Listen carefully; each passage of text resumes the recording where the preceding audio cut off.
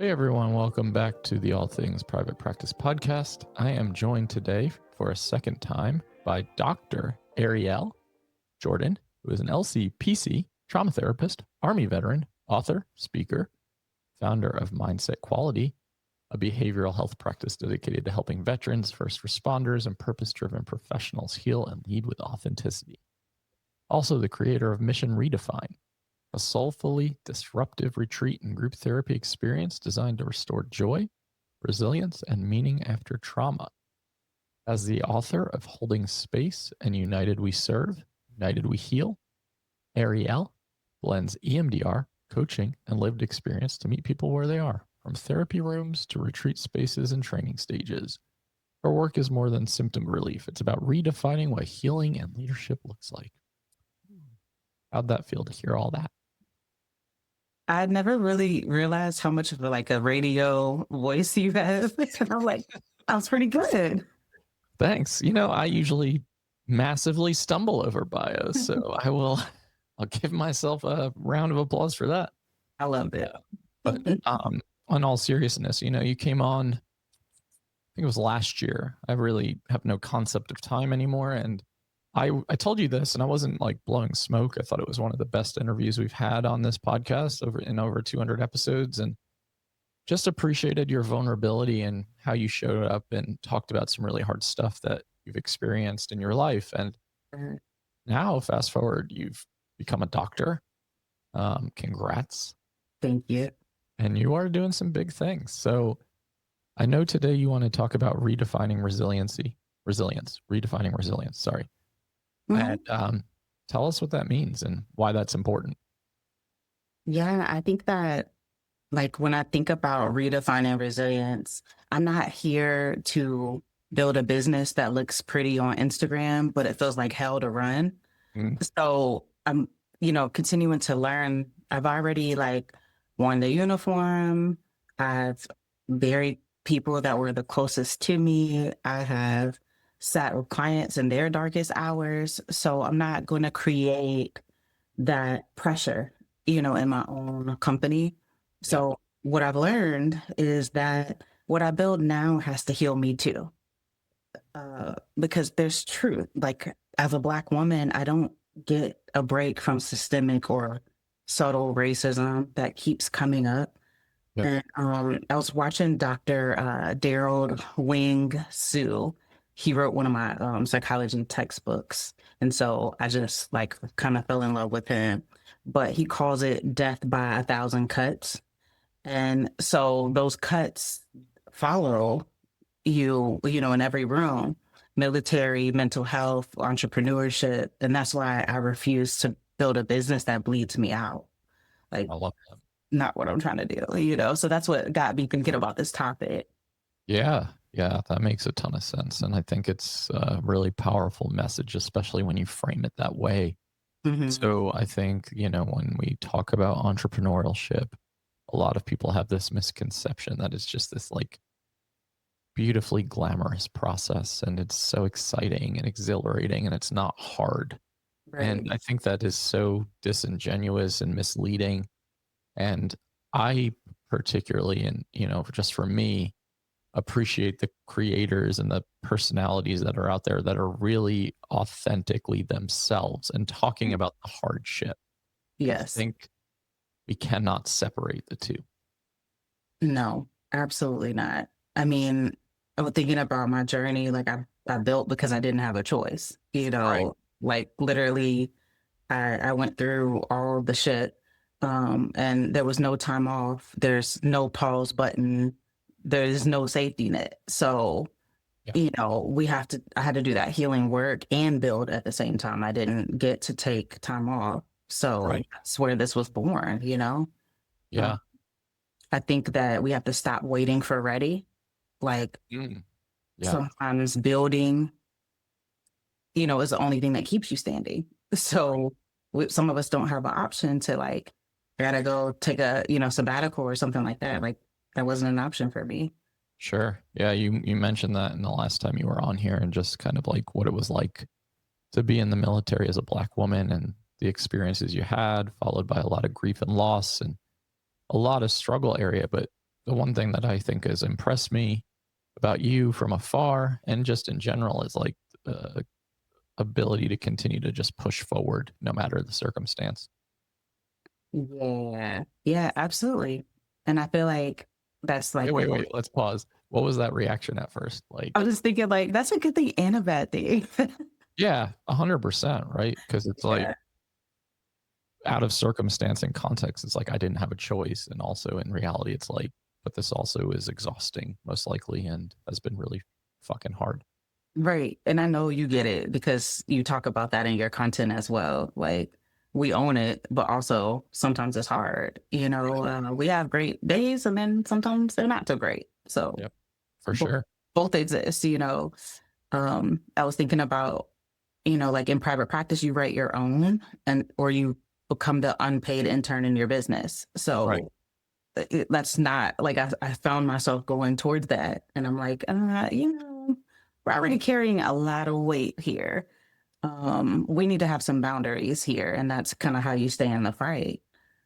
100%. Yeah, the boundaries are unbelievably important. The more that we anchor into who we want to be and who we want to become, I think it's Yeah, deeply introspective and reflective of a process of like getting comfortable with the uncomfortable. absolutely. If it drains you, if it costs you money, if it compromises your mission, it's a no. Yeah, Here. Yeah. So I don't think I stood on that as much previous years because I'm learning. sure. But now I'm like, oh yeah. Yeah, the answer is no, actually. And it's okay to say no. It's okay to say no. It's absolutely okay to say no. I think for me, I've embraced like if it's not a hell yes, then it's a hell no. Oh, And hence, in order to protect the very limited capacity and energy that I have, and if I realize like how much I've pushed myself into burnout for years and continue to try to push through it, it's like this is clearly not working. So now it's mhm. about stepping back and saying, how do I restructure, reorient, reorganize, reprioritize? And you have to put your energy first. I think energy and time are the two resources that we don't get back. Absolutely. I feel like that should be on a t-shirt. Like if it's not a hell yes, it's a hell no. Mhm. Yeah. Xander, if you're listening to this, another t-shirt idea, write it down. But Um, so with that being said, like how has this helped you, just this redefining resilience mindset, kind of transition and transform into who you are in present day in August of 2025?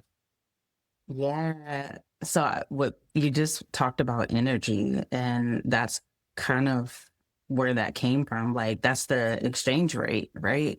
Like I've seen veterans, first responders, and therapists hold it together while they're falling apart off of the clock. Yep. And I've also been that person as well. So the constant calculations that come with navigating bias, you're running a marathon, literally, with weights on your ankles, if you could think of it that way. Um, so I had to do like some healing work. And I think that's why I love EMDR so much. Like literally that was like I guess the key to like unlocking where I protect and I rebuild my energy so I can run the long game. Yep. So, I think that's important in general, like protect your energy like you protect your revenue, because literally They it's go hand in hand, right? Like yes, your energy ebb and flow and that like arc goes hand in hand with your ability to create more wealth and more revenue. absolutely. And I feel like I've been running EMDR groups in veteran spaces, and that's been really cool to see. And as you know, I'm putting together a retreat, Yeah. and these people have seen real life nightmares. And what I do know is that if people don't know what's coming, and they feel like they don't have choices, then they check out. And so, you know, talking about like trauma proofing stuff, like predictability and choice, that's trust. Yeah. It builds them into like every step. So we talk about intake, we talk about onboarding, we talk about delivery, we talk about follow-up. Like, these are the things that are helping create some sort of a like trauma-informed everything. Right. Yeah, that makes sense to have that container and to allow to have that perspective reframe. How has this been received in veteran spaces and Black and brown spaces? It has been interesting. Just yesterday, I went to the Veteran Service Center. I didn't get a lot of response. This is my second group that I'm doing. So I was like, you know what? I don't know. Let me walk around the building, And so I walked around the building, and the National Association of Black Veterans was there. And I spoke to them last week, telling them what EMDR is. We were talking about stigma. We were talking about how you can have Jesus and you can have therapy, both good together, And so it was so funny because I was going to be there for 2 hours. So I was like, let me go talk to them again. And so it happened to be the leaders that were there. And then just like people that knew each other. There's like 3 of them. And one of them was a spouse. The other 2 were a vet. I think one was a Vietnam vet. And I was like, so we're not like doing anything. Y'all have a meeting agenda or anything? And they said no. And I said, so y'all want to try some EMDR? And so it's like it was a piece of candy, y'all want to try some EMDR? But it was really cool because they were like, they already knew about it. So it wasn't like me blindsiding them or anything. And obviously I got their consent and everything. And we did the GTEP protocol. So it's like a worksheet that we do. And it was so freaking cool. Like, one, for them to be open. And so we did grounding exercises, and they were talking about what they noticed. And then at the end, we go through the process, and they're like, one of the spouse was like, I didn't realize how much I sacrificed, because the spouses are in it too, Sure. And then the other people, the things that have happened to them, they're like, they can have hope. They can learn from it. They can do better from this point on. Those kind of things came out. And so I was really, really happy that they tried it, because had they not tried it, that weight is still heavy, So it was really cool. It's not well received though. But I did ask them afterwards, and they said it wasn't as bad as I thought it was going to be, because they called themselves victims at first. They were like, I guess we're going to be your victims today. And I'm like, no, we're going to try something. We're going to see what happens, Right. Curiosity. Yeah, you're going to be the recipients, not the victims. It sounds like by you just being a part of the veteran culture, there's more buy-in to be like, can we try this? Maybe this could be helpful. Yeah. To build those relationships that are huge. We've done way harder stuff, but it's something about, it's a vulnerability about, wait a minute, we're going to talk about my stuff? Yeah. Okay. But the good thing about the group setup is that you don't share your traumatic episode. You don't share your traumatic, I don't even know what they were working on, but I do know the outcome. And so when I say it like that, they're more willing. They're like, okay, so I was like, the paper's the only thing that's going to know what you're working on. And so that creates a safety here. It doesn't matter what I'm working on. It's going to get better, And so it's so cool to see brains work through that. And I've had people as old as 84. Like, I've never reached that age demographic before, but even that person saw improvement. I think that's beautiful. And also just being able to instill and offer that hope and safety that maybe even things can get like 1% easier or more manageable through just trying something out. Absolutely. If 1% is enough, like going back to the cost, it costs you to not do it. 100%, without a doubt. Without a doubt. Let's pivot for a second to your retreat ideas. Last time you were on here, you were like, I want to do a retreat, but I think you were quite scattered. Like, and I got to see this firsthand because you came to a retreat event that I hosted, and I saw the aftermath of like thinking of too many things, right? Too many ideas, not as much clarity. It sounds like this time around, there's much more clarity.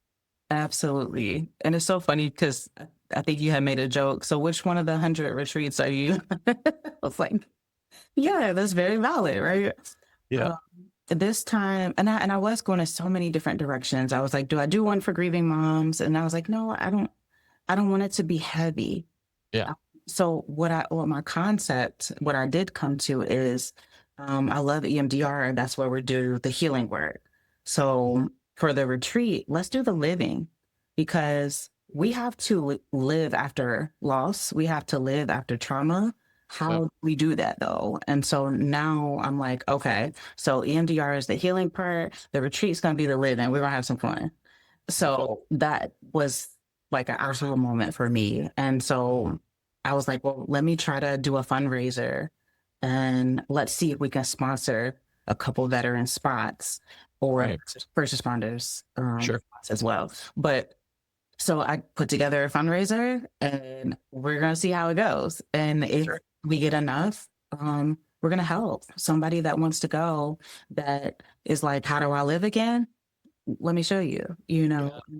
So that's what it's all about. So not just for veterans and first responders, but also for purpose-driven professionals, the spouse that has to deal with the vet, you know, the caregivers, people that just need to let their hair down for a minute, because we absolutely need to. So Absolutely. That sounds yeah. great. Where is this happening this time? Because I So know last time you had like 300 different venues.